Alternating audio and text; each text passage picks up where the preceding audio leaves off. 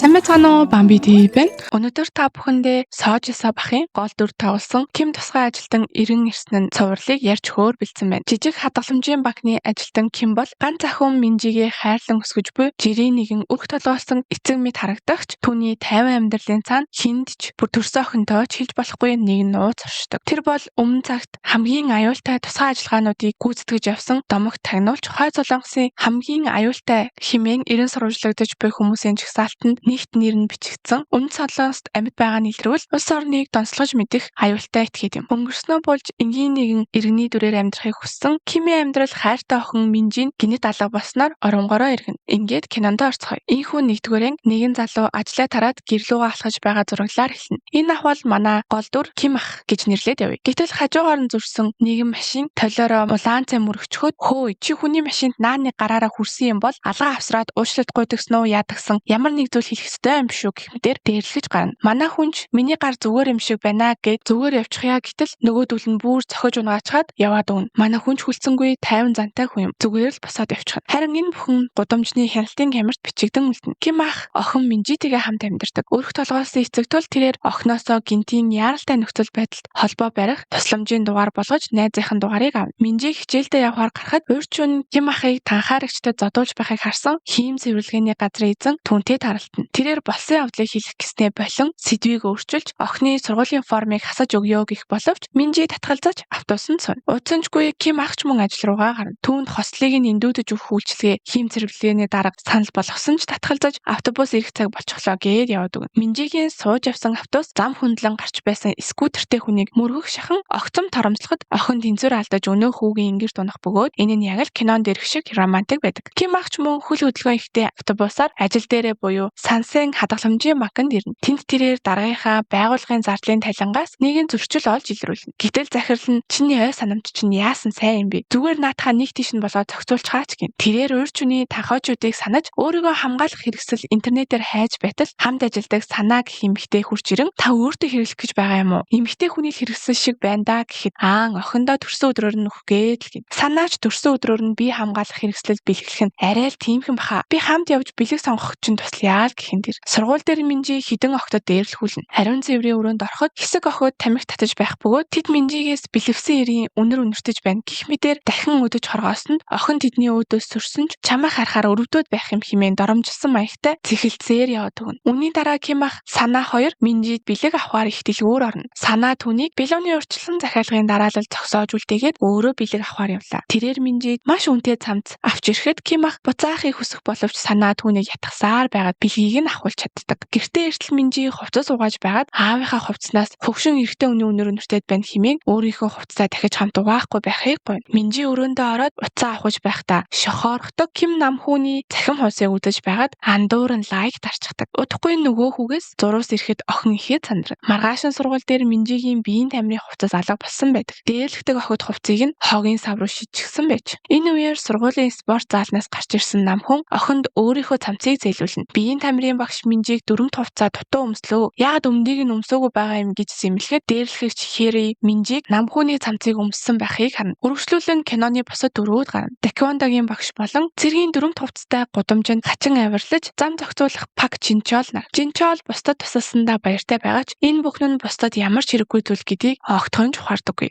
Хараан тэрээр Солонгосын далайн явган зэргийн Ахмад дайчдын холбоо гэсэн хаягтай чиргүүл рүү орохдоо эргэн тойронд нь хүн байгаа эсгийг шалгаж хамаг хөшгөө хаан ихээс сэжигтэй байдлаар орох боловч тэнд өртөөл CS:GO тоглож суудаг. Харин Таквондогийн багш цэргүүлийн хаалгыг хэд хэдэн удаа тогссон ч хариу өгөхгүй байсан тул нэлээд хүчтэй өлөн хаалгыг эвдэж онгойлгоно. Тэр хоёр хоорондоо маргалтаж Ким ахтай уулзах талаар ярилцсан. Өнөөдөр тэдний жилдээ нэг удаа цугларт өдөр нь байж. Удалгүй тэд орой хоол идэж цуугаагаар гарна. Пак Чинчол Таквондогийн багшийг дөрөмт хувцас салахыг шаардахад тэрээр татвараа охин Даабигийнхэн зурагтай охиндоо хайртай гэсэн бичгтээ цамц өмссөн байдаг. Энэ үеэр өнөөх гудамжны танхайчууд уушин газарт орж ирэх бөгөөд Ким ах Пак Чинчол Такондогийн багш хоёрт мөнгөтэй тогтоо өгөөд би төрүүлээд явахгүй бол Минжи ганцаараа байгаа гэв. Гэвч Такондогийн багш түүнийг зогсооно. Тэрээр Ким ахаас жилд ганцхан удаа биш ойр ойрхон уулзаж байхыг хүсэж ганц удаач болохноо өөрийнхөө төлөө амьдраа гэж хэлнэ. Энэ үеэр уушин газрын эзэн танхаажуудыг тамхиа гадаа гарч татахыг шаардахад тэд хэрүүлүүдэж эхэлнэ. Танхаажууд тэднийг харж байгааг анзаараад гарахтаа өдөө хатгана. Жинчол үнийг зүгээр өнгөрүүлэхгүй уурлах гэтэл нөгөө хоёр нь бид бол зүгээр л нүдний шилтэй ахмад насныхаа болсон. Тайван чивээгүй амьдарцгаая гэд бүгд гараад явах гэтэл нөгөө танхаажуудын нэг нь Жинчол руу савтай ус аваад ичгэн. Тэгснээ бүр шугамд аваад подвалкан дээр нь байгаа охин руу санаарах. Тисэн гэхэд нандин охиныг доромжлоход яаж тисэх вэ дээ? Шууд мөргөө зохиж унгана. Харин Ким ах чимээгүй хүн тэндээс явчихсан байдаг. Жинчол өнөөх танхаажуудыг ганцаараа араас нь нам зохих бөгөөд энэ зодооч мөн хяналтын камерт бичигдэнэ. Хаалга эвдэрч зодоон гудамжинд үргэлжлэх үеэр цагдаа нар ирж тэр хоёрыг цахилгаан буугаар буудан унгана. Маргааш өглөө нь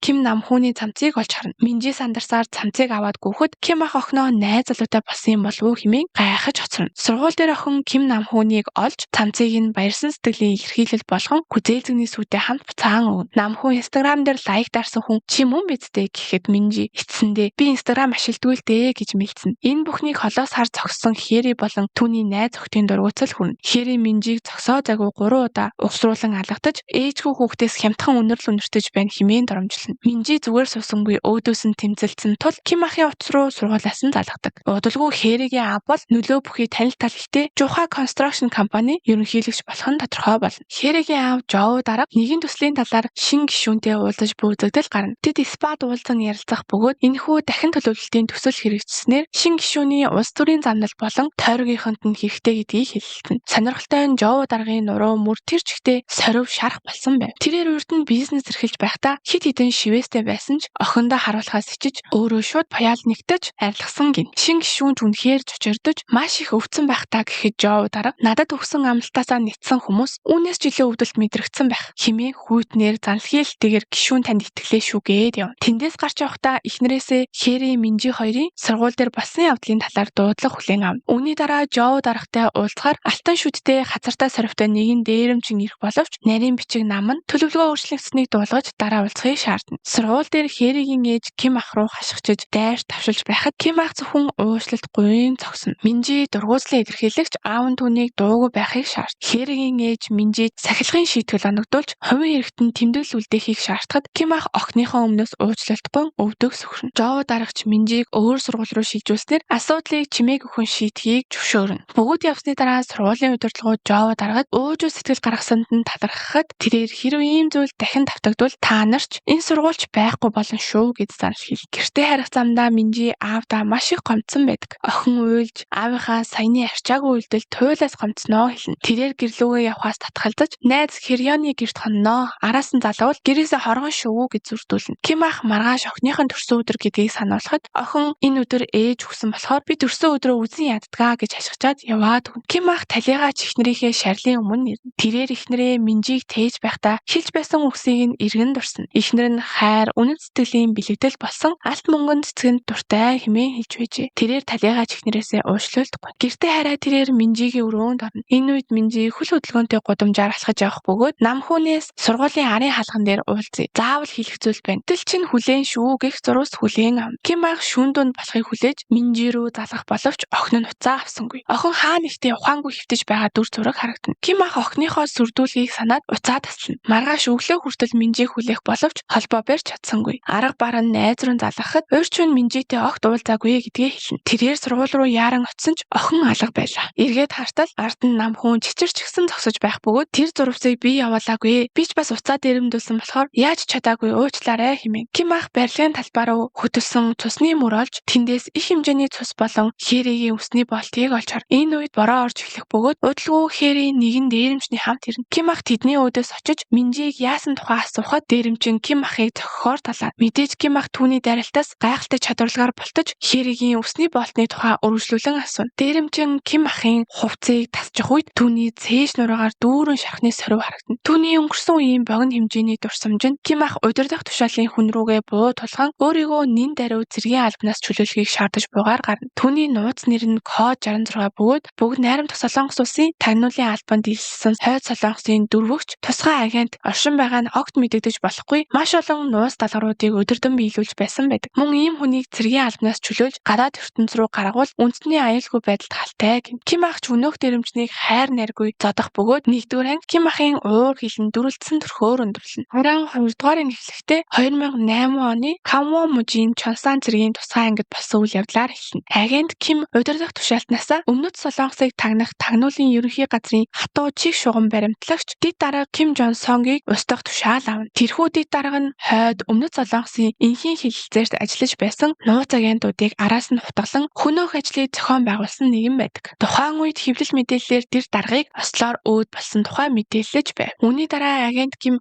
охиноо төрхийг харахаар төр хэмлэг рүү яаран гүйж буй хэсэг гарна. Түүний эхнэр охин Минжигээ төрүүлээд удалгүй амьсгал хураадаг. Тэрээр өхрийнхээ өмнө Ким ахаас өнгөрсөн амьдралаа мартаж зөвхөн Минжигийн аав болж амьдрахыг гуйсан байдаг. Үйл явдал шилжихэд агент Ким дарга руугаа буу тулган өөрийгөө албанаас чөлөөлөхийг шаардаж буй хэсэг гарна. Дарган зөвшөөрснөөр агент Ким жирийн нэгэн Ким ах болж охиноо хайрлан түүнийхээ төлөө бүхнээ зориулах болжээ. Дараагийн өнгөрсөн үеийн зурсамжаар намхуугийн утаснаас Минжи рүү яаж зурус очсон нь тодорхой болно. Хитэн танхайчууд хүүг булан чахаж уцыг нь дээрэмдэн авч өнөөх зурвсыг бичсэн байв. Минжи намхуунтэй уулзахаар ирэхэд тэнд намхуун биш харин Хэри тэдний бүлэг болон өнөөх танхай залуу хүлээж байлаа. Хэри болон танхайр Минжиг ээлжлэн зохиж охин чадлаараа эсэргүүцсэн ч эцэст нь Хэри араас нь охины толгой руу чулуугаар ухаан алтлан зохиж унгана. Бүгд түүнийг өвчлээ гэж бодон түргэн дуудах гэж байтал нөгөө танхайр бусдад цагдаад хэлвэл алын шүү гэж занал хэлээд утаснуудыг нь хураан авна. Тэн дээр өөрийн дарга болох Уу Минчолоос бид алдаа гаргаад хүн алчглаа. Зогцыг замаасаа зайлуулахад туслахыг нь буйна. Жоо даргын өрөөнд харагдсан өнөөх нууцлагэр Минчолийн хажууд байж тарах бөгөөд тэдний яриаг сэм сонсож байгаад Жухаа констракшн охин гэхийг сонсоод Хэри туслахаар шийдэж Минжиг машиныхаа тээшинд хийн. Өнөөхөр Хэригийн асуудлыг зохицуулж өгөхийн тулд мөнгө амлаж буй яриаг нууцаар хурааж авдаг. Замдаа тэрээр зогцыг хэрхэн устгах талаараа зохиолгаад Хэри гэрт нь буулгахдаа аавдал битгий хэлээрэй гэж сануулна. Үйл явдал эргээд 1-р ангийн төгсгөлд ирэхэд өнөөх танхаа этгээд Ким ахын өмнө Минжиг зүгээр айлгах гэж байтал өөрөө унсан. Тэгээд Минчол ах руу залгасан. Тэрнээс хойш би юу ч мэдэхгүй. Би ч бас цухтчихсан гэв. Ким ах гэртээ ирээд Минжи дэрэгдэн байгаа мэт хий үзэгдэл харах бөгөөд үүнээсээ болоод ажилласаа хоцорно. Хамт ажилдаг санаа нь түүн рүү холбоо барих гэж оролдох боловч тусыг эсвэл Ким ах охиноо олохын тулд Уу Минчол болон түүний ард байгаа хинтээж хамаагүй үзэлцэхэд бэлдэж эхэлнэ. Дараагийн хэсэгт Минчол болон түүний хідэн мөнгө хүлэгчид нэгэн залууг зээлэ төлөхийг шаардсан занал хийлж буйгаар гарна. Гэрээний тусгай залтанд хэрэв хугацаандаа мөнгөө төлөхгүй бол гэр бүлийнх нь гишүүдийн дотор эрхтнийг авна гэж заасан байв. Мөнгө хүлэгчид залуугийн охины эрхтний 8-нд явуулахаар чирж байх үед хаалганы хонх дуурна. Хаалганы цаана Минчолыг хайж ирсэн Ким ах зогсож байлаа. Мөнгө хүлэгчид болон Ким ахын хооронд ширүүн зодон болж тэрээр охиныг яг цагаа олж аварч чаддаг. Уу Минчол тухтаж амжихч Ким ахын хаалганы гадаа хэрээсэлсэн байх нарийн төмөр утсанд хөлөөс сийчүүлж хүнд шархтана. Нөгөө талд тэквондогийн багш Хансу урьдчүн уушийн газарт Жинчолийн тарьсан хэрэгээс болж тусгаарлах байранд орсон байв. Тэрээр өөрийн суллахыг шаардаж Жинчолыг ямар нэг юм хийх гэж шаардна. Ким ахын байрны доор байдаг хийм цэвэрлэгээний газрын эзэн урьдчүний зодооны бичлэгийг захин орчинд цацаж тренд болж буйг харна. Үйл явдал Хойд Солонгосын өмнөд хариуцсан тагнан турших газрын хэвлэл мэдээллийн шинэлтийн өрөөн шилж нэгэн судлаач тренд болж буй бичлэгээс Ким ахыг олж харсан тухайгаа илтгэж түүнийг 1-р зэрэглэлийн аюул хэмээн тодорхойлно. Дээд тушаалтнууд Ким ахыг баривчилж авчрах талаар хилцэх боловч 1 сарын дараа болох Хойд Өмнөд Солонгосын энхийн хэлэлцээрийг дуустал хүлээхээр шийднэ. Гэвч өнөөдрөөс чиглэсэн тагнуулын дарга үнийг эрэс эсэргүүцнэ. Хурлын дараа дарга уур хилэнгээ барьж чадан Ким ахыг барьж чадах цор ганц хүн бол 66 дугаартай Пак Ёнгван байсан ч тэр аль хэдийн өгсөн гэдгийг дурдна. Ёнгван урд нь бүхэл бүтэн салаа зэргийг ганцаараа устгаж байсан цуутай дайчин байж. Харин түүний төрсөн дүүн одоо аримд аль хааж байгаа бөгөөд дагаа адилхан өндөр чадвартай гин. Эргээд Өмнөд Солонгос тусгай даалгаврын газар Ким ахыг дахин хөдөлгөөнд орсонд төвшөж эхэлнэ. Нэгэн эмэгтэй Пак Жинчолыг Ким ахтай хамтран ажиллаж байсан тухай мэдээллийг уушийн газрын зодооны мэдээллийн хамт удирдлагадаа тайлагнана. Мэдээллийг хүлээн авч буй хүн бол тусгай даалгаврын газрын дарга хүрэн цог хочтой Кан Гукчол юм.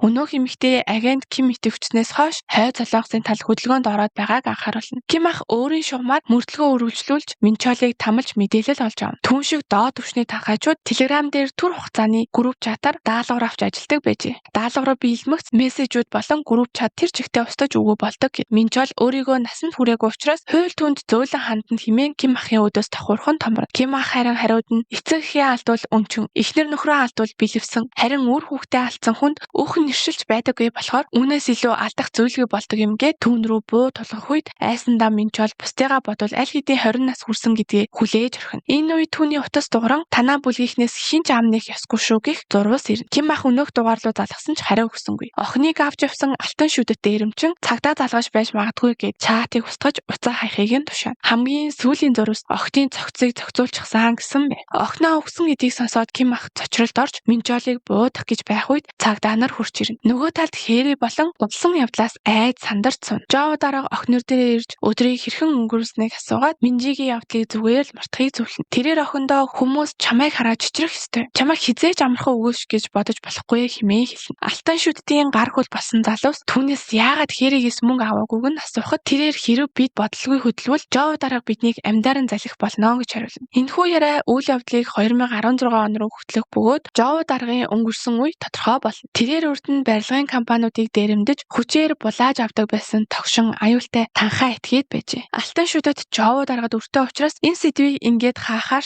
тэгснээ удахгүй очиж уулзнаа ерөнхийлөгчөө хэмээн амандаа бүвтнэ. Цагдаагийн машин Ким ахыг авч явах бөгөөд энэ үед далаагаар дамжин өмнөд солонгосын хил рүү нэгэн тагнуул нэвтрэн орж ирнэ. Тэр бол Ким ахыг устгах даалгавар авсан хуучин код 66-гийн төрсөн дүү бөгөөд түүнд мөн код 66 нэрийг өгчээ. Тэрээр өөрийн холбоотонтой уулзаж Ким ахын байгаа газар буюу цагдаагийн хэсгийн байршил машин буу зэргийг хүлээн авна. Мөн шинэхэн 66 ажиллагааны санхүүжилтийг шийдэж өгөхийг хүснэ. Таквондогийн багш Хансуу тусгаарлалтаас суллагдаж Жинчолийн хинэггүй занд дургуутсан өглөн. Тэрээр хажуугаар нь өнгөрөх шинэхэн 66 номерыг хараад сэжиг авсан ч тэгсгээгээд хий хардлага гэж бодоод өнгөрнө. Шинэ 66 цагдаагийн хувцс өмсөн өөрийнхөө зүс хувиргаж дотор хоол нэхэд суугаад Жинчол дээр ирнэ. Тэр Ким ахын талаар асуух боловч Жинчол олигтой хариу өгөхгүй бол зааруулна. Буугаар тулгаан сүрдүүлэх үед Жинчол Ким ахын гэрийн хаягийг зааж өгдөг байна. Гэвч Жинчол зүгээр байсангүй хамт хоригдож байсан залууга зогчхоод амьсгалахгүй байна хэмээн уймын самуун дэгдээгээд тэндээс оргож амжина. Алтан шүдэд Хээрэтэй ярьсан бичлэгээ сонсож суух бөгөөд түүний гар хөлүүд нэгэн газрыг чөлөөлүүлэхийн тулд нэг залууг зодож байдаг. Тэрээр бичлэгийг засуулж аваад студиэс гарна. Машиныхаа тээшийг онгойлгон Минжигийн цогцыг яагаад олигтой дээгүүр нь уутаар бүтээгээгүй юм бэ хэмээн уурлах үед Минжи одоогоор үхвээгүй амьд байгаа нь харагдана. Цагдаагийн эсрэгт Ким ах байцаалтын явцад ганц ч үг дуурахгүй сууна. Цагдаа нар түүний хурууны хийгийг авсан ч системийн сан руу нэвтэх хэрэг нь хаалттай байдаг. Энэ үед Ким ахын утас дуурах бөгөөд дэлгэцэн дээр нь миний охин гэсэн нэр гарч ирнэ. Ким ах уцаа авч цаана нь Минжи амьд байгааг хэлтгэснээр инээг өндөрлөн. Цувралын мэн 3 дахь анги 5 сарын өмнөх дурсамж үзэгдлээр эхэлнэ. Сургууль дээр Минжигийн найз охин өөрийнхөө уцыг хураалгачихсан учраас Минжигээс уцыг нь гуйж авахдаа "Хүү юу амар хуучны уц бариад байгаа юм бэ? Манай аав л ийм юм барих байх. Шинийг авал та. За ямар ч тач баярлаа" гээд явчихв. Минжи ангийнхаа бусад хүүхдүүдийг харахад бүгд л шинэ сүүлийн үеийн утас барьдаг байв. Гэртээ ирээд охин аавдаа хоол бэлдэж өгөөд найрсаг зан гарган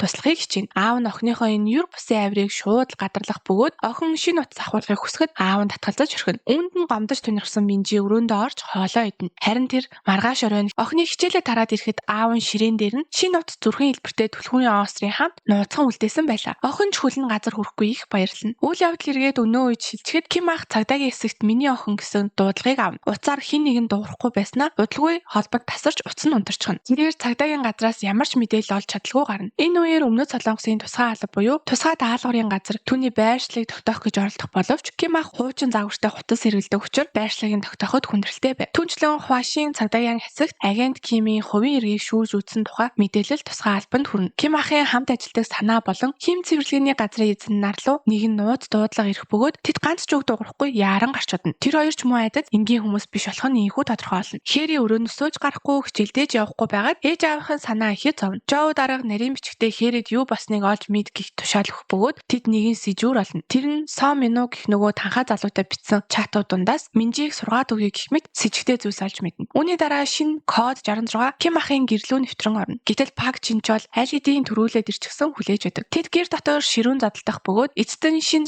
66 цогтож амжина. Жинчол түүний араас хөөх үеэр хөшигний цаана нуугдж байсан хим цэвэрлэгээний газрын эзэн гарч ирэн тусгай албаны дарга руу болсон үйл явдлыг хэлтгэн. Тусгай албаныхан агент Кимийн байгаа газрыг удалгүй тогтоодог. Тэрээр Хансуугийн Тэквондогийн төв дээр очсон байв. Олимпийн тамирчин байсан Хансууг засгийн газраас илсүүлж Ким ах Пак Жинчол нарын хамт хойд солонгос руу тагнан турших үйл ажиллагаанд илгээж байжээ. Ким ах түүнээс Минжийг хайж олоход туслахыг гуйг нуугч олж өгөхийг хүснэ. Мөн тусгай албаныханд баригдахгүй тулд хуучин уцаа хаймаар байгаа ч охиноос нь дуудлага ирж магадгүй гэх горилог тээж байгаа учраас хайж чадахгүй байд. Гэтэл тусгай албаны дарга Тэквондогийн төвд ирэхдээ нэгэн сурагчийг барьцаалан орж ирнэ. Сурагчийг тавьж явуулмагц тэдний дунд ширүүн зодоон өрнөн. Ким ах Хансуу хоёр тусгай агентуудтай тэмцэлцээр тэндээс цогтож амжина. Тэд нууц машин руу яарах бөгөөд тэнд очиод Минжигийн утасны цэцний тохиог мөрдөж эхэлнэ. Ким ах Хансуугаас уучлалт надаас болж чи хүртэл тусгаагийнхны бай болчихлоо гэхэд Хансуу миний хүүхэд ч тийм байдалд орсон бол хамгийн түрүүнд би чам дээр очих байсан. Хурдан хөдөл Мижийг олцгоё хэмээн явна. Энэ үеэр Жинчол Ким ах руу залхан гэрт нь юу болсон талаар хэлнэ. Умардаас Ким ахыг хайж хүн ирсэн. Би дуусгах ёстой байсан ч өвдөг муутаагаасаа болоод өсөрч чадсангүй. Одоо Минжиш бас аюулд орсон байх. Сургууль нь хаана байд юм? Би яг одоо очлоо хэмээн сандарна. Хансууж Ким ахын уцаар Минжийг аль хэдийн хулгайлагдсныг хэлэхүйтэй зэрэгцэн Минжигийн утасны байршил Кёнгийн мужид байгааг тогтоосноор тэд тийшээ хөдлөн. Жоо даргын нарийн бичиг Со Минугийн гэрт очино. Тэрээр Ким ахын талаар мэдээлэл олж аваад Минуд ам таглах мөнгө өгнө. Гэвч Жоо даргын тушаалаар тэрээр Минуг газар дээр нь хөнөөж орхино. Нөгөө талд шин 66 Минжигийн сургууль дээр очиж бөөнөрөө нэг хүүг дээрлэхэж байхдаа таарч Минжигийн тухай асуув. Дээрлэхэгчид хариулахгүйгээр барахгүй шин 66 руу дайрч зүгээр явж байсан замаараа яв гэхэд дээрлэхэж байсан хүү. Би Ким Минжиг мэднэ гэснээр шин 66 дээрлэгчдийг зодож холдуулаад Минжигийн тухай асуухад өнөөх хүү. Охиныг олохын тулд дотны найз Кан Хёрёнгийг хайхыг зөвлөөд түүний утсан дээрх найзаа хайх аппликейшнээр дамжуулан Минжийг тогтоож болно гэдгийг нь хэлж өгнө. Тусгай албаны агент санаач мөн сургуулийн анги удирдсан багшаас Минжи болон Ким ахын талаар байцааж асуув. Шин 66 сургуулийн эмнэлгийн өрөөнөөс Хёрёнгийг олж түүний хүчээр туслуулахаар сүрдүүлнэ. Үүний зэрэгцээ Жоо дараа удахгүй болох хойд өмнөд Солонгосын худалдааны хилтээрийн талаар Кан гишүүнтэй уулзаж буй хэсэг гарна. Уулзалтын дараа Жоо даргад Минжи алга болж аав нь хайж байгаа ч огт мэдээллийг нь олж чадахгүй нэвтэрч чадахгүй байна. Сэжигтэй байна хэмээн мэдээд болгоно. Харин Ким ах Хансуу хоёр заасан газарт ирэхэд тэднийг олон тооны танхайчууд тогтон аав. Нэг залуу Ким ахын өмнө томорч тохуурхыг оролдоход Ким ах түүний үсийг нь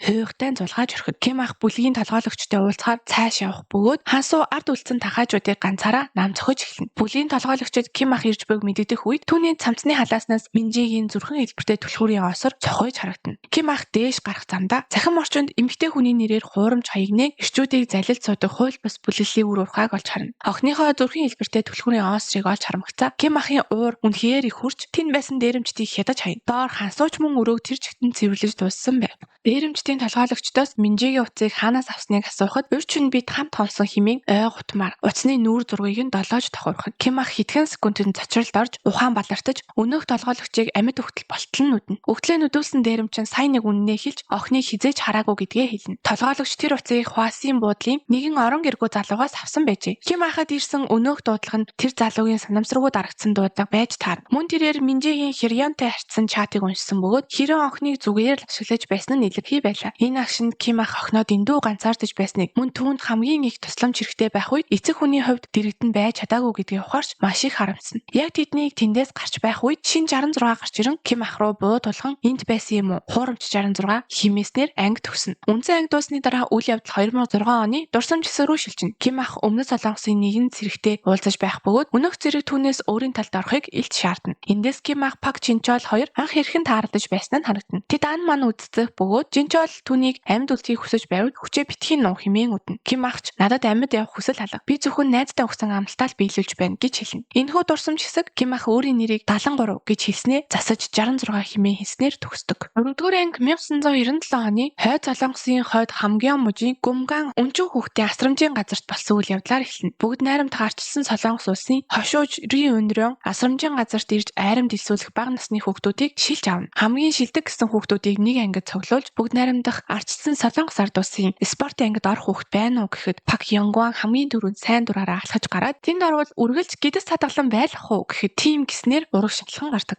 Бусад хүүхдүүд ч түүнийг даган гарна. Гэвч тэднийг шууд авахын хооронд нь үхэг үлдэхээ үзэх ширүүн зодоонд орвол энэхүү аимшиг тулаанаас Пак Ёнгван болон бидний мэдих Ким ах гэх хоёр хүү хоёулахнаа шалгаран үлдэнэ. Тэдний бусад хүүхдүүдийн хамт сургалтын бааз руу авч явах бөгөөд тэнд өөрсдийн нэрээ марцталан дарчилхан зодож хэрцгийгээр бэлдэж эхэлнэ. Хатуу ширүүн сургуулиалд үргэлжилсээр өмнөд Солонгос руу нэвтрэн орох тусгай даалгавар гүйцэтгэхэр бэлтгэж буй код 66 болон код 73 буюу Ким ахын баагнаас залуу үе хэрхэн өнгөрснийг эндээс тодорхой харж болно. Он жилүүд өнгөрч 66 болон 73 хоёулаа баазаас төрсөн хамгийн шилдэг дайчид болцгоно. Дараа нь тэд өмнөд Солонгосын Канвон мужид халдан нэвтрэх ажиллагаа гүйцэтгэж байх үед 66 болон бусад бүх хамтрагчид нь бөмбөг төртөнд дэлбэрчихдэг байна. Харин 73 амьд үлдэх бөгөөд түүнийг андаа хөнөөсөн урвагч хамтрагчдаа бүгдийг нь дэлбэлж орхиод өөрөө өмнөдрөөд урвсан нохоо хэмээн гүтгэж орхидог. Энэ үеэр 66-гийн гэрээсээ явж байсан бага насны богино хэмжээний дурсамж гарах бөгөөд түүний төрсөн дүүгийн нэрийг Кансон гэдэг байжээ. Үйл явдал эргээд өнөө үед шилжиж өмнөх ангийн төгсгөлтэй залгагдана. Хансуу Ким ах хоёр шин 66-гийн өдөөс ширүүн үцэцэж байх үед хим цэвэрлэгээний газрын эзэн тэднийг авардаг. Тэрээр урд нь автомашины зогсоол дээр шин 66-г сэжигтэй байхыг нь анзаарсан байжээ. Хим цэвэрлэгээний газрын эзэн болон болон санаа хоёр Ким ахаас бууж өгөхийг шаардах боловч Ким ах бууж өгөхөөс өмнө охиноо олох бахан хугацаа өгөөч гэж гуйгаад гарчгүй. Хансуу Ким ахын араас дагах бөгөөд энэ симхийг ашиглан шин 66 нөгөө хоёр агент руу гиндүүлэн дайрна. Нууц машинд ирсэн Ким ах суманд шархсан газраа боож байх үед Пак Жинчол тэдэн дээр ирж нэгдэнэ. Тэрээр үргэлж шуугиан тарьж хөл толгой нь олдохгүй явдаг нэгэн. Тэд Хвасын буудал дээр байгаа орон гэргүй залууг болохоор яарах бөгөөд тэдний араас тусгай даалгаврын газрын агентууд шил даран мөрдөж байлаа. Орон гэргүй залуу Минжигийн уцыг хэрхэн осноо хэлж өг. Алтан шүдэд бүлэглэлийн дээрээ үсээ босон нэгэн залуу цагаан өнгийн БМВ машинаас уцыг хогийн сав руу шидэж байхыг харсан гэв. Удалгүй өнөөх цагаан БМВ Мёнгпо бомб руу хурдалж буйг харагдах бөгөөд цаг агаарын мэдээгээр тэр шин хүчтэй шуурхыг анхааруулна. Ким ах болон түүний нөхөд машинаасаа тагнуулын ажиллагаагаа үргэлжлүүлж алтан шүдтийн өнөөх гишүүний нэрийг Ким Саммин гихтээ тогтоож чадна. Нөгөө талд алтан шүдэд бүлэглэлийнхэн түр амс хийж Жоо дарахад болсон явдлыг хэрхэн дуулаж талаараа хэлсэн. Нэгийн гар хөл болсон туслах нь даргаасаа яагаад Жоо дараагаас өшөө авах гээд байгааг нь асуунгаа түнд том зүсэм төмөс аяганд нь хийж өгнө. Үүнийг харсан бүлгийн толгойлогч гүнж очролт буюу Траман сидэрч туслахаа шууд зохиж аваад зодож эхэлнэ. Үйл явдал 2009 оны дурсамж хэсэг рүү шилжинэ. Тэр үед алтан шүдэд жинхэнэ нэр нь Жундэ гих бөгөөд нэгэн бүлэглэлийн гишүүн байсан бөгөөд дахин төлөвлөлтийг эсрүүцсэн жагсагчид руу халтсан хүмүүсийн нэг байдаг. Түүний дарга нь барилга угсралтын ажлыг хүчээр батлуулахын тулд жагсагчид уг барилгын дээврийн хашил хитрхи жижиг байсан учраас тэндээс хүн унаж өглөө гих жүжиг зохион байгуулж алтан шүдтийг барилгын дээврээс шидэж орхидог. Ухаан орсон алтан шүдэд өөрийн даргааг хөнөөж бүлэглэлийг нь гартаа авна. Өгөхийнхээ өмнө өнөөх дарга нь алтан шүдтийг дээврээс шидэх тушаалыг Жоо дараа өгсөн гэдгийг хэлнэ. Удалгүй Жоо дараа алтан шүдттэй уулзахыг шаардаж тэдний гар хөлүүдийн хооронд ширүүн зодоон тэгтэн. Эцэст нь Жоо дараа алтан шүдэд хоёр нүүр тулах бөгөөд Жоо дараа дэндүү хэрцгий нэгэн бай. Тэрээр алтан шүдтийн ирүүг утгаар тусаж амруу нь халуун бүхэл төмс хүчээр чихэж тамлана. Алтан шүдэд амьд үлдэхийн тулд өвдөг сөхөрч ам гойдог бөгөөд түүний алтан шүдний түүх ингэж эхэлсэн байж. Дээрэмчид Минжигийн биеийг бомбын хүүтэн агуулгад аваачих бөгөөд тэднийг агуулгын хянаж олж харна. Энэ үед Ким ахын явж байсан машиныг тусгай албаны дарга хүрэн цох замдан дэлбэлж орхино. Ким ах алтан шүдтийн туслахын байршлыг тогтоож дуусныг анзаарах бөгөөд яг энэ үед хүүтэн агуулгад шуудаад байсан Минжи ухаангаарч амьд байгаа нь ашгүй нэг юм харагд. Хүрэн цох тэднийг машинаас гарч ирэхийг шаардахад хансуу гарч ирж түүнийг саадуулан өдөө атгаж эхэлнэ. Энэ хооронд Ким ах хүрэн цохын машиныг гартаа оруулж амжина. Хансуу хүрэн цохыг ус руу шидчихэд өөрөө араас нь усардаг. Түн өдөлгүй Жинчол машинаас гарч ирэн тусгай албаны бусад агентуудтай ганцаараа тултахаар үлдэнэ. Энэ үеэр Минжи хүүтэн агуулгаас цухтыг хичээнэ. Алтан шүдэд охиныг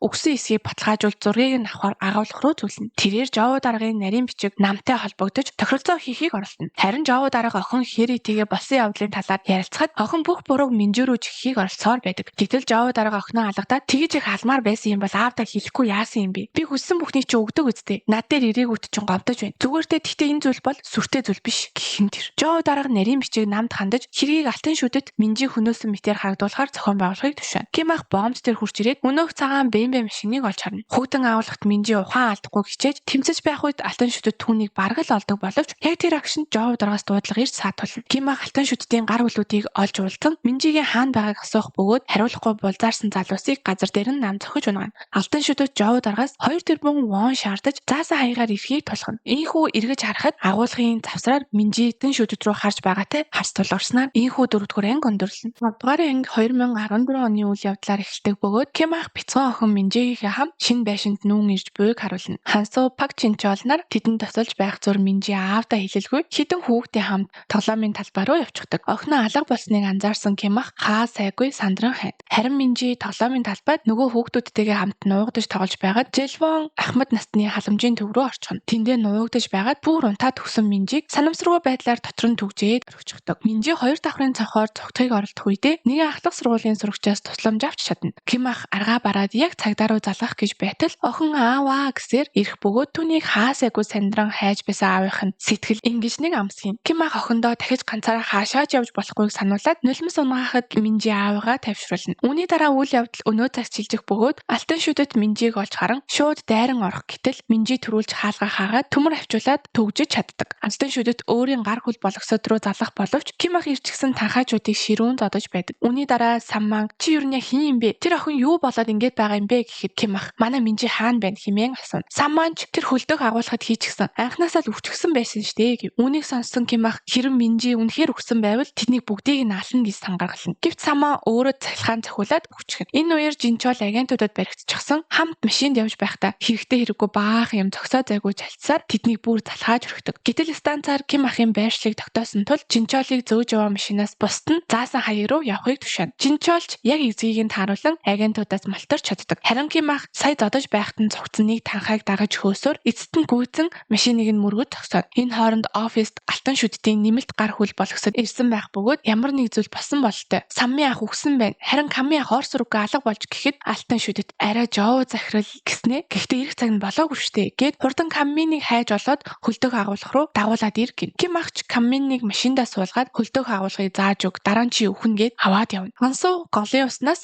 хүрэн цохыг чирэн гаргах бөгөөд тусгай албаны дарга байж сэлж чаддгүй байсан юм бах та гэсээр арай хийн ирэг дээр гарч ирнэ. Тэнд Жинчоол аль хэдийн ирчихсэн хүлээж байдаг. Тэгснэ яасан уддсан бэ? Бүр болохгүй бол чирч гаргах мод эсвэл чулуу шидэ гэж бодлоо ш хэмээн дааж игнэ. Хансуу Жинчоол хоёр нэг энерги ундаа угаад хөдлөх гэснэ тусгай албаны даргаас болоод шууд өөрсдийг нь хөөх байлгүй гэж бодон зэвсэглээд усан бомт руу салж явахаар болдог. Ким ах хөлдөг агуулгах руу явж байх замдаа бусад танхайчуудад бүслэгдэнэ. Алтан шүдэт Минжид басан явдлыг мэдээгүй юм шиг өнгөрөх тохиролцоо санал болгоод эндээс гараад ирвэл сулъя гэв. Харин Минжи шууд худлаа явж байгааг нь хэлж харуул ахыг чи алсан мэт. Би ч бас эндээс гарах юм бол алуулна гэхэд нусаа гожуулсан бацаан биш юм биз дээ. Тэгвэл наана хөлдөж өгөхийг чинь хүлээж бай гэхин тэр. Ким ах танхаарагчдыг зодож дуусаад Каминыг дагуулan цааш хөлдөг агуулгыг чиглэн явагч шин 66-гийн машинд мөргүүлж тэдний хооронд дахин ширүүн зодоон өрнөв. Ким ах шин 66-ад хандан байсан газар руугаа буц гэхэд чи хизээ юм хүн чанартай болцсон. Жүжиглэгээ боль төрсөн ахыг минь алсан шиг намайг ч гэсэн тэгээд алаач гэв. Энэ хооронд ноён жоо түүний хүмүүс Хансуу Жинчоол нар усан бомтыг бүгд чиглэн явна. 66 болон Кими хоорондох тулаан бомт дээр үргэлжлэх бөгөөд 66 эцэст нь ахынхаа өхлийн талаарх бүх үннийг олж мэднэ. Өмнөх үе рүү буцахад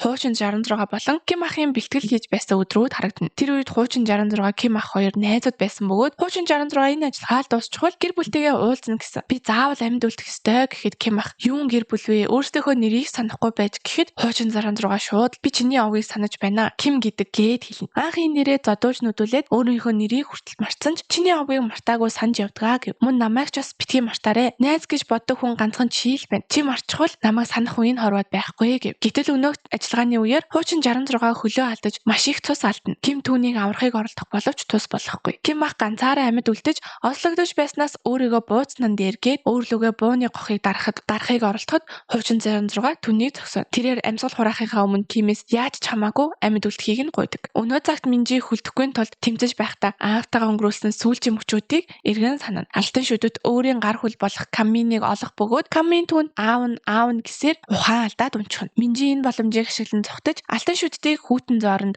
ухаан алдуулаад гарч иртэл Камин өөдөөс нь ирэхтэн шууд төмөр зохиороор зохиж унаагаад цогтно. Энэ үйл явдал өрнөж байх хооронд Ким ах болон 66 нар тулцаар байх бөгөөд 66 Ким ахын хэлсэн ганц жүгэнд итгэхээс татгалзаж бүгд найрамд гарсан солонгос улсаас урсан навшид яасан ч итгэхгүйгээд чэйжин тус газар нь хутгална. Ким ах итгэх хэсэг чинь хамаагүй ямар ч тач бид бүгд хаягдсан гэхэн тэр. Үйл явдал дахин өнгөрсөн үе рүү шилжиж Ким ах Пак Жинчоолыг ялсны дараа өмнө солонгосын тагнуулын газрын даргатай уулзаж буйг харуулна. Тагнуулын дарга чиний чадварыг хаягахад хайр учраас л ингэж байна. Хэдий чи хойдод хаягдсан ч энд амьдрах арга олох хэрэгтэй юм байгаа зү. Гэхэд Ким ах хаягдсан гэдэг чи юу гэсэн үг юм хэмээн асууна. Гэтэл та нарыг бүгдийг нь өгөөш болгосон. Сүүлийн даалгавар буюу хуучин 66 болон бусад багийн бүх гишүүд дэлбэрч өгсөн үйл ажиллагааг өмнөдөд нэвтрэн хэмээн мэдээлэл задруулсан хүн бол Хойд Солонгосын дарга Ри Инрён хэн тэр. Багийн бүх гишүүд нь өгсний ачаар өмнө нь байсан тагнуулын даргыг зайлуулж өөрөө оронд нь дарга болсон байж. Өнөө цагт шин 66 үннийг мэдээд чочролд орно. Ким ах түүнд ахих нь хилдэг байсан амьд үлд заавал амьд гараарэ гэх үгсээ хэлэхэд шин 66 хөдөлж чадахгүй хөшөөж орхино. Минжи ч усан бомтоос гарах гэж ихэд зүтэрнэ. Яг л төөрдөг байшин шиг байлаа. Ким ах чихнэрийнхээ сүүлчийн үгийг санаж хөлдөөх агуулгад очих боловч Минжи хэдийнэ явчихсан байдаг.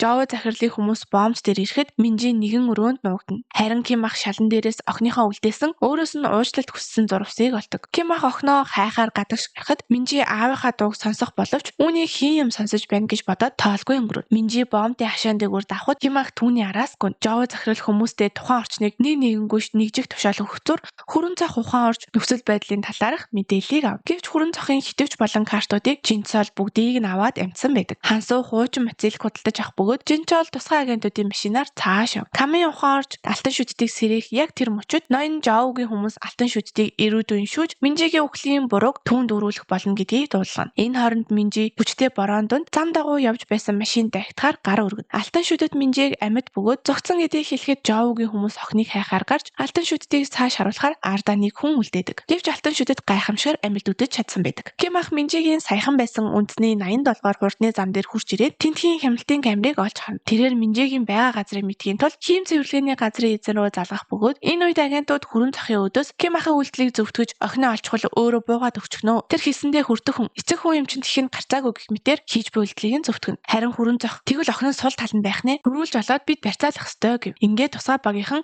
Минжиг олохоор шуурхай ажиллагаанд орно. Гэвч охин хэдийнэ нэгэн машин дайгчихсан сууж явах бөгөөд тэр нь Жоо захирлын машин байж таардаг. Жоо захирлч манай хэри аз одтой хүүхэд шүү. Сайн зүйл өөрөө хөлөөрөө ороод ирэх шивдэ гээд инээмсэглэж байгаагаар энэхүү анги өндөрлөнө. 6 дугаар анги 2006 онд Өмнөд Солонгосын Жээжүү аралд өрнөж буй дурсамжаар эхэлдэг. Ким ахад 7 оны амралтаараа ирээд буй Америкийн нэгдсэн улсын ерөнхийлөгчийн охины аюулгүй байдлыг хамгаалах даалгавар өгдөнө. Ким ахыг чочод буудалд очиход Пак Жинчол хансуунаар хэдийнэ ирчихсэн хяналтын төхөөрөмжөө суйрлуулж байдаг. Тэр орой нөгөө 3 нэгэн хоолны газар цуглаж даалгаврын талаар хэлцэх боловч тэд хоорондоо илт таарамжгүй санал зөрөлдөнө. Жинчол хансууг гадаа гарч үзэлцээ гэх зур Ким ах тайвнаар хоолоо идэж дуусгана. Өнөө цагт Минжи Жоо захирлын машин сууж буйг нь харагдсан. Хүрэн цах болон түүний тусгай агентуудын баг Минжиг хайх ажилдаа орно. Агент санаа Ким ахад нөхцөл байдлын талаар нууцаар мэдээлэл өгөх бөгөөд Минжиг Жуухай констракшны машинд сууж яваа гэдгийг нь хэлнэ. Ким ахч буруу хүний гарт орсныг нь мэдэх бөгөөд энэ үед нь хансуу мотоциклтэй ирж аваад Мөсөө уул руу араас нь дагна. Минжиг Мөсөө ууланд хүрэх үед үүр цайж байлаа. Гэрлөг уцтах гэсэн оролдлого бүтлгүйтэж хувцагийн солиул цэвэрлүүлэхээр авч яв. Минжиг гэр дотор нь явж байгаад Хэригийн гэрт ирснээ мэднэ. Жоо захирлж Минжитэй ярилцаж яагаад тэнд тийм байдалтай байж байсан талаар асуухад Минжиг сэргэлэн зан гаргаж би юу санахгүй байна. Нэг ухаан ороход л хөлтөг хагуулахад байсан. Тэнд байсан хутгатай хүн гинэт хөөхөр нь айсандаа шууд ухчихсан юм аа гэв. Тэгснээ уцаа төрөвч байгаач би аав руугаа ирээд авч гэж хэлэх гэсэн юм аа гэхэд тэр болохгүй. Манай Хэри чамайг алах гэж оролцсон шүү дээ гэд маш хүүтнээр харна. Жоо захирал Минжиг худал хийж байгааг нь шууд барина. Чи сурагч болохоор сэтгэл хөдлөлөө нуухтаа их муу байна. Анх машинд унтсан дүр эсгэснээс чи эхлээд чи жүжиглэж байсан гэснээ харин миний зохиох зүйл бол Ким Минжи сурагчийг нэгэн танхаа этгээд барьцаалж хамт сурахгүй болсон гэх хэрэг. Танхаа этгээд нь сургуй болсон болохоор одоо Ким Минжи сурагчил харваагаас алга болох үйлдэлээ химээгээд нэг тариа тарих гэж дайрахад азар тусгай агентууд хаалганы хонхтаар саад болно. Мэдээж хаалга онгойлохгүй байсан учраас тусгай агентууд эдлэн газар руу олноороо дайран ороход Жоо захирал Минжиг хонгилд нууж үндэсний аюулгүй байдлын дэд сайд руу залгаж тусгай агентууд отолт хийж бөөг мэдэгдэнэ. Хүрэн зах Жоо захирал дээр ирээд яг одоо Ким Минжи сурагчийг гаргаж өгөх хэмээн томорч байх зур Жоо захирлын туслах гадаа тусгай ажилтнуудыг өстө хуйгаар нь зодож байдаг. Ким ах хансуу хоёр байшинг тандаж байхдаа хийм цэвэрлэгээний газрын эзэн болон санаа хоёр өөр эдлэн газар руу чиглэн явж байгааг анзаарна. Тэд хоёр тийш хуваагдахаар шийддэг. Хүрэн цаох дэд сайдаас дуудлага хүлээн авч загнуулаад тэр дээрөө гараад явна. Ийхүү тусгай албаныхан Жоо захирлын эдлэнгээс явах боловч өөр эдлэн рүү явсан хийм цэвэрлэгээний газрын эзэн болон санаа хоёр Жоо захирлын хүмүүстэй тэмцэлцсэний эцэс Минжиг олоод авчихсан байдаг. Хүрэн цаох охиныг авч явах бөгөөд Минжи өөрсдийг нь хэн болох хаашаа авч явж байгаа тухай асууж аавтай минь холбоо бариулаач гэхэд хинч хариулахгүйгээр зогсохгүй чимээгүй болохын тулд ухаан алдуулна. Ким ах байшин хянж байсан бусад тусгай агентууд руу товтолж Минжиг төв байруу авч явж байгааг олж мэднэ. Тэрээр станц ашиглан Минжиг дуудах боловч Хүрэн цох түүний өмнөөс хариулна. Үүнтэй зэрэгцэн хийм цэвэрлэгээний газрын эзэн Хүрэн цохын Ким ахыг барихын тулд Минжи охиныг ашиглаж буй арга барилд сэтгэл дундуур байгаа нь харагдана. Харин Жинчол чиргүүл өрөөнд ирэхэд тэнд түүний эхнэр нь байж таардаг. Тэрээр эхнэрээсээ үхтлээ айх бөгөөд болсон бүх явдлыг нэг нэгэнгүү нарийн тодорхой хэлдэг. Эхнэр нь түүнийг явуулахдаа би чамд санаа зовхгүй байна. Та нарын эсрэг зогсож буй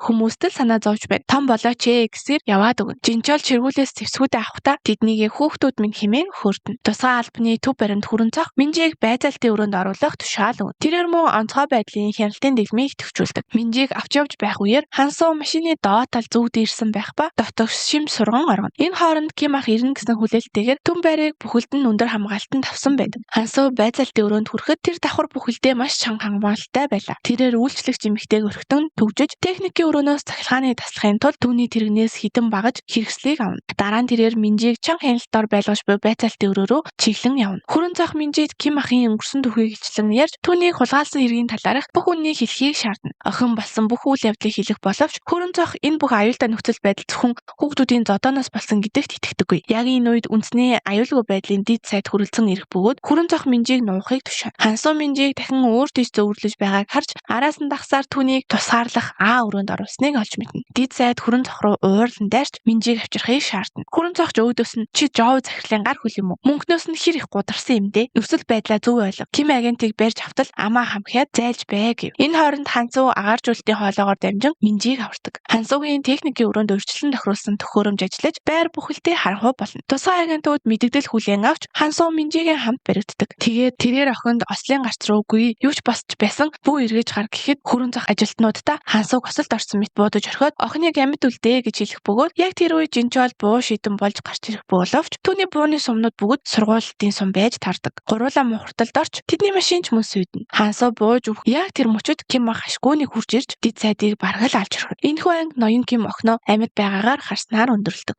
2 дугаар анги мөн л богино хэмжээний дурсамж үйл явдлаар эхэлнэ. Ким ах өмнөд Солонгосын тагнуулын удирдах албан тушаалтнууд руу буу тулган Минжийг төрсний дараа өөрийг нь албанаас чөлөөлж өгөхийг шаардаж байдаг. Кимийг явсны дараа удирдлагууд түүнийг ажлаас нь чөлөөлвөл ямар үр дагавар гарах талаар хэлэлцэн. Эцэст нь дарга нь Кимийг ирээдүйд дахин ашиглах боломжтой тул зүгээр цэргээс халах хэмээн шийдвэр гаргадаг. Энэхүү хэлэлцүүлэгт хүрэн цогч мөн байлцсан бөгөөд тэрээр дарагдаа энэ шийдвэртээ хизээ нэгэн цагт харамсах болно гэж анхааруулна. Гадаа нь Хансуу Жинчол нар Ким ахад баяр хүргэх бөгөөд Ким ах талиагаа чихнэрийнхээ шарил дээр оцсныхоо дараа эмнэлгээс дөнгөж төрсөн охиноо аав. Өнөө цагт Ким ах дид сайдыг барьцаалан түүнийг алнаа гэж занал хийх боловч хүрэн цог байрнаасаа оогт хөдлөхгүй. Харин тактикийн багийн ахлагч дид сайдыг аврах тушаал гаргаж Минжи аав руугаа гүйж очино. Ким ах Хансуу Жинчол Минжи нар дид сайдыг барьцааны хүн хിവэр үлдээж тэндээс явна. Жинчол тусгай агентуудыг дөрвөлжин талбай дээр зогсоож хэрэг хөдөлгүүл тэсрэг бөмбөг дэлбэлнэ гэж зүтгүүлээд цухтана. Харин гадаа нь хийм цэвэрлэгээний газрын захирал болон санаа хоёр машиныг нь барьж авахч Ким ах амлснаа заавал биелүүлнэ. Чонсан ангийн захирагчийг гэрт нь авчир хэмээгээд дид сайдыг хаалганы гадна үлдээгээд тэд машинаараа чааш явна. Минжи аавдаа маш их санаа зовох бөгөөд би биенээсээ уушлалт гуйн тэрвэлтэн уйлалцаар хоол итгэхээр явцгаана. Жоо захирлын туслах болсон бүх үйл явдлыг Жоо захирал итгэхэд тэрээр Ким ах болон Минжиг хоёрыг хоёулангийн авчирхыг тушаадаг. Тэдний хооллож дуусны дараа том ачааны машинууд Кимийн багийн машиныг бүслэн хаана. Маск зүүсэн залуус гинэт гарч ирээд машины дууг хаглаж шууд ачааны машины тийш рүү машиныг нь өргөн оруулаад нойр суулгах хий цацдаг. Машины гадна байсан Жинчол ухаан алдаж унана. Хансуу Ким ах хоёр бэлтгэлтэй байх зур Минжич муу адил унтаад өгнө. Гэвч масктай ирчүүдийг гинтийн зүйл хүлээж байсан нь Хансуу Ким ах хоёр үнэндээ унтаагүй ухаантай байсан явдал юм. Тэдний дунд зодоо өрнөх бөгөөд Жоо захирлын туслах нам Минжиг ачааны машинд нуусан байхыг олж хардаг. Нам туслах ачааны машины хөдлөх тушаал өгөх зураа хэдийн сэргсэн Жинчолтоос тулдна. Ким ачааны машины араас хөөж жолоочдын тулдах бөгөөд Жинчол нам туслахыг зодож ачааны машинаас шүлэн унаана. Энэ хооронд Хансуу бусад ирчүүдтэй тэмцэлтэн. Ким ах Жухаа констракшн энгэрийн тэмдгийг олж харж дараагийн байгаа тодорхойлно. Жоо захирал тулааны талаарх мэдээллийг хүлээн авах бөгөөд Ким удалгүй Жоо захирлын хаш руу явж найзуудаа Минжиг хамгаалаад үлдэхийг хүсдэг. Ким ах Жоо захиралтай хүн шиг яриа өрнүүлэх гэсэн боловч буцсангүй. Манай Ким ахыг чадваргүй мөнгөгүй хэмээн гочилж Минжигийн хувь тавилангаар сөрдүүлэн өөрийнх нь хамгаалтын багт нэгтгий санал болно. Харин Ким ах энэ дэрхээс өмнө чамайг яах талаараа ихэд бодсон. Одоо тодорхой боллоо. Минжигийн төлөө чамайг устгах гээд ширүүн зодон эхэлнэ. Жоо сэлэн барин эсэргүүцэх боловч Кимийн өмнөөс хүч хүрэхгүй. Тулаан гадаа үргэлжлэх бөгөөд удалгүй Минжи сэргэж охин аавгаа Жоог яг алхаас нь өмнө зогсоох бөгөөд Ким ах Жоо захирлыг амьд үлдмээр байвал Минжигээс чин сэтгэлээс уушлах гойхыг шаардна. Тэрээр шаардлагыг биелүүлж өвдөг сөгдөн сургуулийн уулзалт дээр Ким ахын хэлж байсан үг буюу адилхан охин өсгөж яваа эцгийн хувьд уучлаач хэмээн уучлалт гуйдаг. Ингээд Ким ах болон түүний баг гэрлүүгээ явах боловч тэдний тэмцэл үгээр дуусахгүй. 4 цаг өнгөрсөн ч хүрэн цах болон тусгай агентууд хөдөл зүрхлэхгүй дөрвөлжин талбай дээрээ зогссоор байдаг. Гэвч тэр тэсрэх бөмбөгнүүд нь зүгээр л хуурамч тоглоом байж таарна. Ким ах гэртээ ирж Минжид хоол бэлдэж байх зур хүрэн цах бол босоод тусгай агентууд түүнийг бууж өгөхийг хүлээн гадаа нь хүлээж байдаг. Минжи ааваасаа надаас болоод ийм зүйл болж байгаа биз дээ. Зүгээр л зуцчихъя тхүү гэхэд Ким ах охиндоо өөрийгөө хой солонгосоос ирсэн хатуу хэцүү бүх зүйлийг тулсан ч ээжтэй ч уулзаад бүх зүйл өөрчлөгдсөн. Чамайг өсөж том болохыг харах амьдралын минь хамгийн жаргалтай мөчүүд байсан. Гэт аав охин хоёр нулимстай хэцүүхэн салхиас гүйцэтгэх үед Ким ах дахиж ирэхгүй байж магадгүй гэхэд охин ааваасаа заавал эргэж ирэхийг нь гуйна. Аав нь охиндоо төрсөн өдрийн бэлэг өгөхөд охин түүнд C6 дурсгана. Тэд хоолоо идэж дуусгаад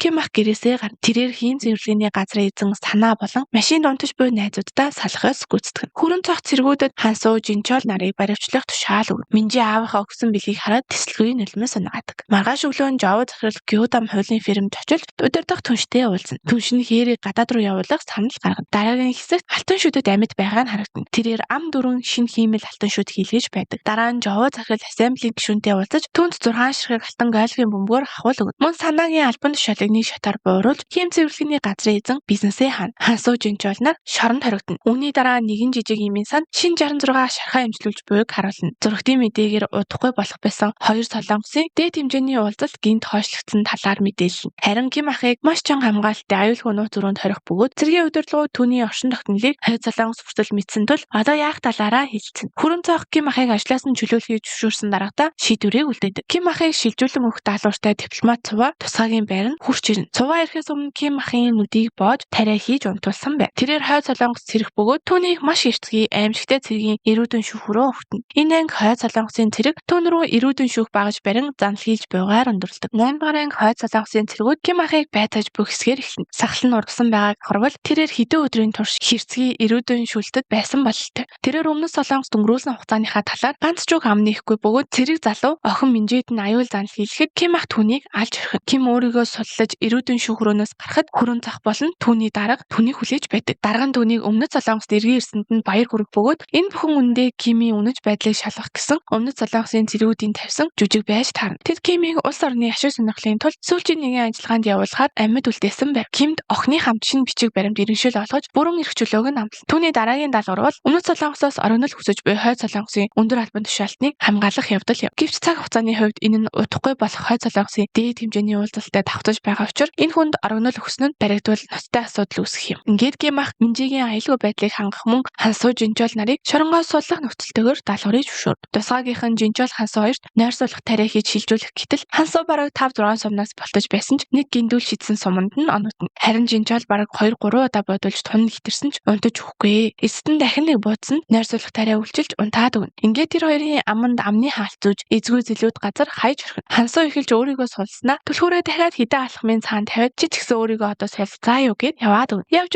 нэгэн мухлаг олж очоод солонгосын хамгийн өмнөд цэг болох Хэнамд байгаагаа мэдээж шоконд орно. Жинжол мөн түүний араас ирнэ. Харин хүрэн цагт манай хоёрыг газрын мухарт авчиж өшөөгөө авсандаа бахан хансан болтой инээд алтан судаг. Жоо захирал Ким ахад дарагдсан гутамшигт байдлаасаа гарч чадахгүй бодол тавтана. Тэрээр маргааш нь ассамблеийн гишүүнтэй уулзаж удахгүй болох дээд хэмжээний уулзалтын дараах ашиг сонирхлынхоо талаар ярилцсан. Ассамблеийн гишүүн Жоо захирлаас дуудлага авч нөгөө аав охин хоёрыг зохицуулах гэсэн чинь Ким болон Минжи нар бичиг баримт дээр байдаггүй. Оршин суудаггүй хүмүүс байсныг олж мэдснээ хэлдэг. Цагаачилсан ч биш, үхсэн ч биш. Анхнаасаа огт байгаагүй хүмүүс учраас хохирогч байхгүй гэсэн үг шүү дээ гэв. Жинчол эцэст нь арай гэж гэртээ очих боловч охин нь аавыгаа явсныг ч мдээгүй байв. Тэрээр аавынхаа өмсөн майхнаас ичиж санаа зовдөг. Мөн эхнэр нь түүнээс муухай үнэр гарч байсан тул цухтнаа хөрхий. Ингээд өмнөд солонгосын баруун эрэг орчмын олон улсын усан хил дээр хойд солонгосоос орсон цэргийн даргын завь ирж явна. Түүнийг өөр завь руу шилжүүлэн эрэг дээр аваачих бөгөөд тэнд Ким ах түүнийг ухтан авахар хүлээж байдаг. Гэтэл орсон хойд солонгосын цэргийн дарга нь Кимийн хуучин дарга байж тарна. Тэрээр Ким ах руу дур мэдэн ус туулах гэж шин 66 дугаарыг илгээснээр баригдаж бүгд хойд өмнөдийн хин хилцээр болох гэж байхад болчмгийн үйлдэл хилээ хэмээн буруутгахад би урагчийг заавал устгахна гэж дайрна. Харин хойдынхан тэгвэл би тэгэхээр дотоод урагчаасаа салах хэрэгтэй гэж бодож байна гэд өмнөх 66-гийн амийг авч удсан ажиллагааны мэдээллийг задруулсан хэрэгт буруутгагдсныхаа дараа тэрээр их орноосоо инхүү орсон нь тэр байдаг. Тэрээр хойдын тагнуулын ерөнхий газрын дарагтул хойд солонгосын буужингийн талаарх мэдээллийг ч мөн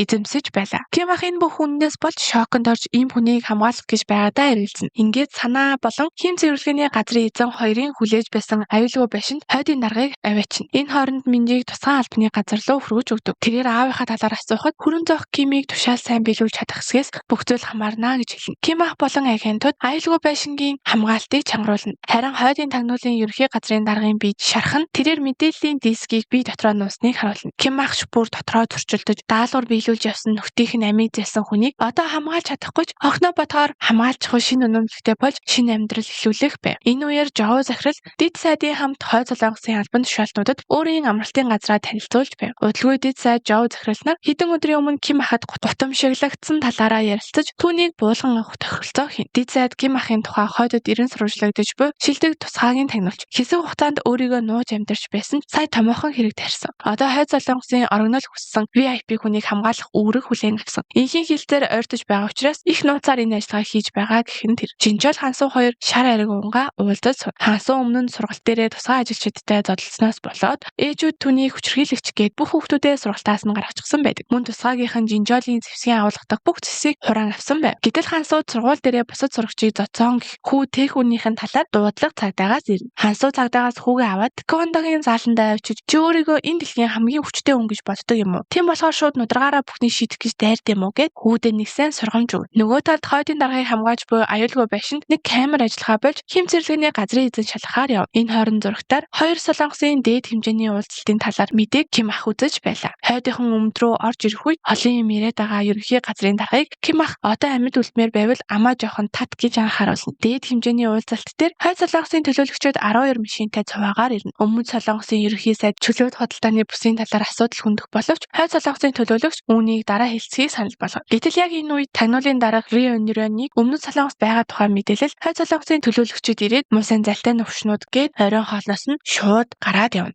Өмнөд Солонгосын ерөнхий сайд тэргүүтээ бүгд юу болсныг мэдэхгүй гайхаж хосроход Жоо захирал хойдын төлөөлөгчид Рио Нуроны талаар мэдээлэл өгч аюулгүй байшин руу дайран орохдоо Кимийг хөнөөх боломжийг өөрт нь олгохыг хүсэн хахуул өгнө. Хойд Солонгосын тагнуулууд машинтай ойртохыг мэдсэн Ким ах болон тусгаагийнхан өндөр хэмжээний бэлэн байдал авч Рио Нуроныг аваад ойнжмээр цогтно. Хойд Солонгосын агентууд араас нь дагах боловч энэ нь санаа хэм цэвэрлэгээний газрын эзэн хоёр дүрд орж хойдуудыг төрүүлсэн хэрэг байдаг. Харин Ким ах Рио Нурон хоёр аюулгүй байшинд үлдсэн байна. Хойдууд Рио Нуроныг пуужингийн мэдээлэлтэй учраас алахгүй амьдаар нь барих гээд байгааг нь Ким ах анзаарна. Тэд өөр машинаар цогтох бөгөөд Ким ах тусгай ажиллагааны газар дотор мэдээлэгч байгаа гэж сэжиглэн санаад энэ талаар нь анхааруул. Үүний дараа Жоо захирал болон Хойд Солонгосын төлөөлөгч нар Рио Нуроныг энгийн иргэд байгаа хэсрөө зогтсон гэх мэдээлэл авах бөгөөд хойдын төлөөлөгч яаралтай араас нь хөө гэхэд Жоо захирал одоо хөөгд яах юм? Энгийн иргэд донд орсон байх шүү дээ. Надад өөр арга байна. Асуудлыг илүү томруулах гэх нь тэр. Ингээд хүрэн тоохныг дуудлага хүлээн аваад Кимийн байршлыг тогтоо гэв. Ким ах Рио Нуроныг Жинчолийн чиргүүл рүү авчрах бөгөөд Жинчол хансуунаар түүнийг амьд байгааг хараад маш их гайхав. Удалгүй хүрэн тоох болон тусгай агентууд тэднийг олоод ирнэ. Хүрэн тоох Кимийг даалгавраа биелүүлж чадаагүй тул түүнийг болон Рио Нуроныг Хойд Солонгос руу буцаана гэж мэдэгдэх бөгөөд Ким ах гайхаж юу болоод байгаа талаар нь асуухад охин ч бидэнд байгааг мартаагүй байдтэй гэснээр инээн өндөрлөн. Жоо захирал туслахтаа дахин нэгэн боломж олгож буй эсгээр сэтгүүр анги маань ихнэ. Хэдэн цагийн өмнөх үйл явдал руу эргэн очиход ноён Жоо асуудлыг илүү томруулах тухай ярьж байх бөгөөд Хойд Солонгосын төлөөлөгч өмнөдийнхэн энд инхийн хэлцээр гих сайхан наршил өчгөөд бидний ардуур хуурч явсан биз дээ та нар. Манайхаас орсон Рио Нурон генералыг нутагтаа аваад зөксөхгүй. 90 сурвалжлагдаж байгаа орогдлоор хамгаалуулж байгаа эцтэй. Яг одоо тэр урагчдыг өгөхгүй бол инхийн хэлцээр цуцлагдаад зөксөхгүй. Хоёр улсын харилцаа одоо ихөөсөө их өөрчлөгдөх болно шүү гэв. Үүний дараа өнөө цагт эргээ ирэхэд хүрэн цах болон түүний баг чиргүүл байранд ноён Ким Жинчол хансуу нарыг бүслэн дайрч ороод даалгавар бүтлгүүцсэн тухай хэлнэ. Жоо захиралч хойдын төлөөлөгчөд хэрэгтэй мэдээллийг өгч асуудлыг шийдэж өгсөн учраас одоо өөрийнх нь хүслийг биелүүлэх ёстойг сануулна. Хойдын төлөөлөгч хүслийн дагуу дугаар 66-г хөнөөгч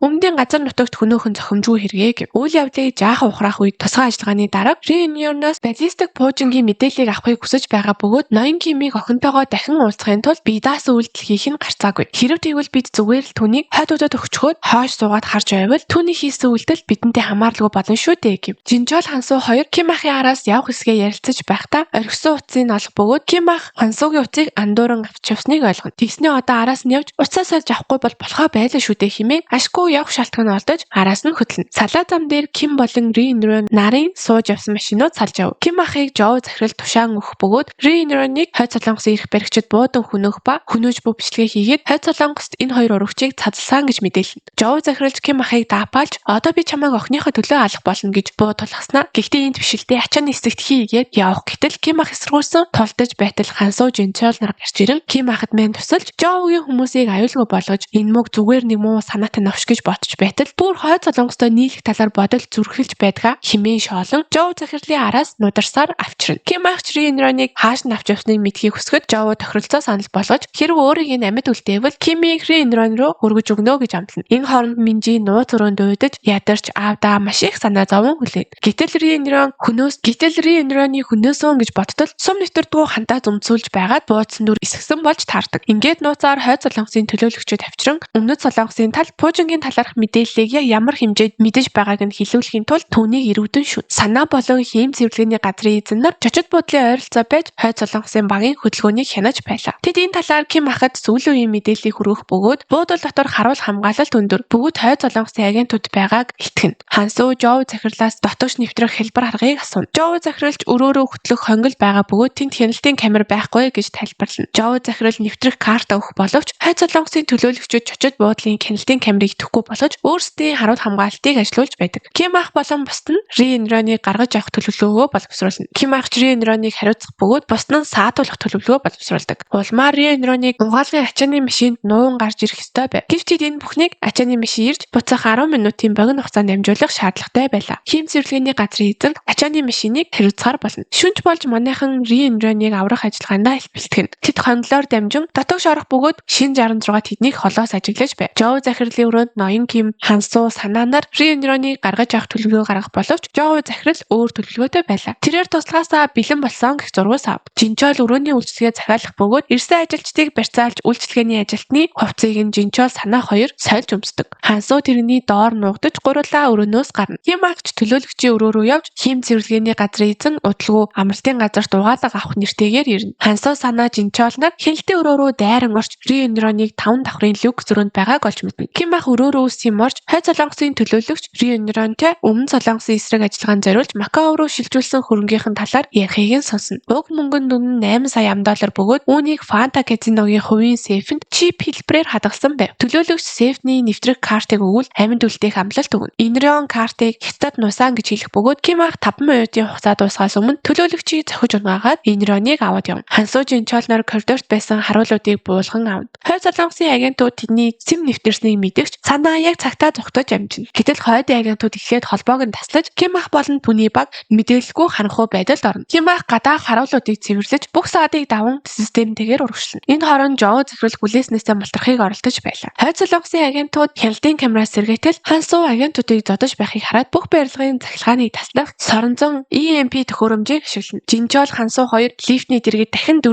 агенттай таарах бөгөөд Жинчол лифт рүү ганцаараа орж тэдэнтэй тулалдана. Хойдынхон хим цэвэрлэгээний газрын эзнийг явахыг шаардахад тэрээр шалтгаан гаргаж бие засмаар байна гэсэн ч зөвшөөрсөнгүй тул дуртай дургуй явна. Хойд солонгосын төлөөлөгч сэрж Ким ах болон Риенрон нарыг барих тушаал өгдөг. 1 минут хүрэхгүй хугацаа үлдээд байхад Ким ах Риенрон хоёр ачаа ачих талбай дээр будалцаанд өртөнө. Хансуу мөн бөхөр олимпиад алтан медаль хүртэж байсан Хойд солонгосын агент Жан Тисантай тулалдана. Жоо захирал гарныхаа хүлээсийг шатааж өөрийгөө суллаж чаддаг. Үүний үр дүнд түүний бугуу түлэгдэх бөгөөд хим цэвэрлэгээний газрын эзэн өөр замаар амралтын газар руу буцна. Харанхууд харах шилдэ Хойд солонгосын цөөнгүй агентуудыг Ким ах болгож тавих боловч илүү олон агентууд ирж тэднийг бүр бүсэлж орхино. Хансуу Жан Тисаныг ухаангүй болтолн зодоод Жинчолтой хамт Жоо захирлын өрөөнд ирэхэд тэрээр ундаа уун тухайлд сууна. Жоогийн туслах Хансуу Жинчол нарын хүүхдүүдийг барьцаалсан бичлэгийг тэдэнд харуулад надад гар хүрхэл юм бол хүүхдүүд чи өхөн шүү гэж зарлал хэлнэ. Энэхүү сэтгүүрийн төвшөртэй аимшигтай байдлаар өндөрлөн. Нэгдүгээр энд Ким ах болон Риенрон нар өөрсдийг нь бүсэлсэн агентуудтай тулдаж буй хэсгээр эхэлнэ. Санаа ирж Ким ахад туслах боловч нэмж ирэх агентуудтай үргэлжлүүлэн тулалцсаар машиндаа суун тесрэх бөмбөг шидэж тэднээс мултарч чадна. Гэвч шин 66 гарч ирэхэд Риенрон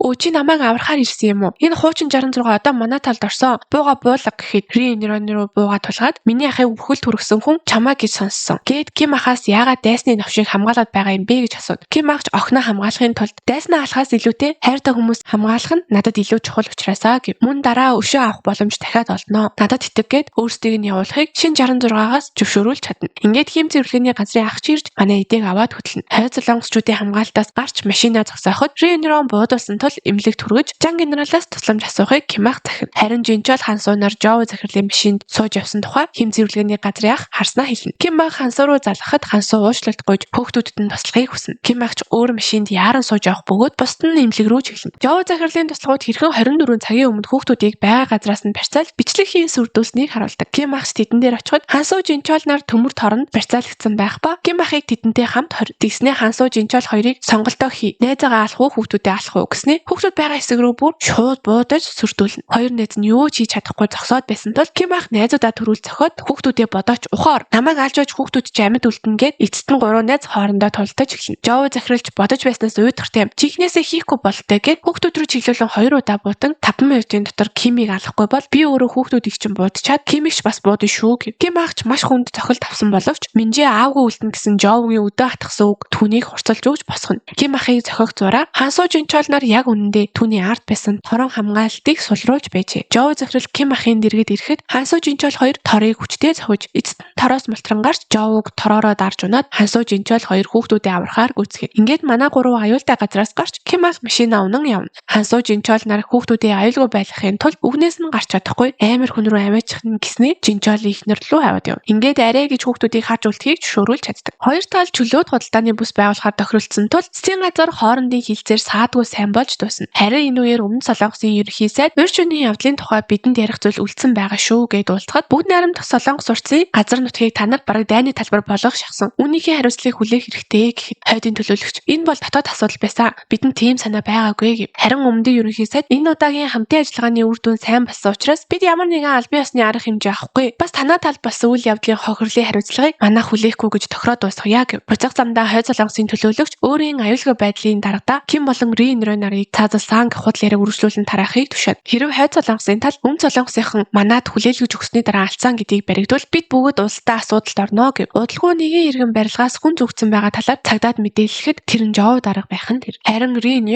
Мёнжийн имлэгийн VIP тасагт имжлүүлж байдаг. Тусгаагийн агентууд Ри нэрөөний ярианы бичлэгийг хийж мэдээлэл цуглуулна. Харин Ри нэрөө бүх мэдээллийг өгснөөхөө дараа Макао руу ямаар байгаагаа хэлэхэд тусгаагийн дарга мэдээллийн чанараас шалтгаална гэв. Байцаал эхлэхэд хойд Пёнгон аймгийн Чолсон хошуу, Жанан аймгийн Чончон хошуу, хойд Хамгён аймгийн Килжи хошуунд 12 буужин ашиглалтанд бэлэн байгаа бөгөөд тусгал нь Гуамаас Аляска, Америкийн баруун эрэг хүртэл байх нь тэр байгаа гэж хэлнэ. Тэд мөн түшийг нь яаж зохицуулж байгааг асуухад шингэн түшнээс хатуу түш рүү шилжиж байгаа бөгөөд зөвхөн Ри нэрон зүрхийг хэрхэн хийхийг мэддэг байлаа. Тэр оройн Ким ах эмчийн хувцас өмсөн харуулуудыг хөнөөж Ри нэрөнийг авч явна. Тэр Ри нэрөнийг түргэн тусламжийн машин сулган шин 66-д хүлээлгэж өгдөг. Шин 66-ч Ким болон Минжийн нарт сайн сайхныг хүсэж өөрөө ч бас амьд үлдэн дайснаа амархан ус дуул харамсалтай гэдгийг хэлээд явд. Тусгаагийн дарга Ри нэрөнийг хулгайлсан тухай мэдээллийг хүлээн авах бөгөөд шаардлагатай мэдээлэл авсан тул Ри нэрөнийг хайх гэж шанал зовох шаардлагагүй. Улстай үлдээж татвар төлөгчдийн мөнгийг хий өрмөргүй байв. Явсан сайн боллоо гэж цэргүүдэд тушаана. Ри нэрөн хойд солонгосын далайн хэрэг дээр сэрэх бөгөөд өөрийгөө Макаод ирчгэд гэж баярснаа биенээс нь картыг нь авсан болохыг олж мэдэнгүүт хойдын цэргүүд хідэн талаас нь бүслэн барьж авна. Ким ах өөрийн танил руугаа залгаж Жухаа констракшныг унгаж өгөхийг хүснэ. Танил нь Жухаа мэт юм юу байх вэ? Өргөс тийм хэрчиж байгаатай л адил. Гэхдээ хэдий дотнч үнтэй гэдгийг мэдэж байгаа гэдтэй хөлсөө хасахгүй шүү хэдэн өдөр хүлээ гэв. Өдлөө Жухаа констракшны эсрэг нийслэг хийж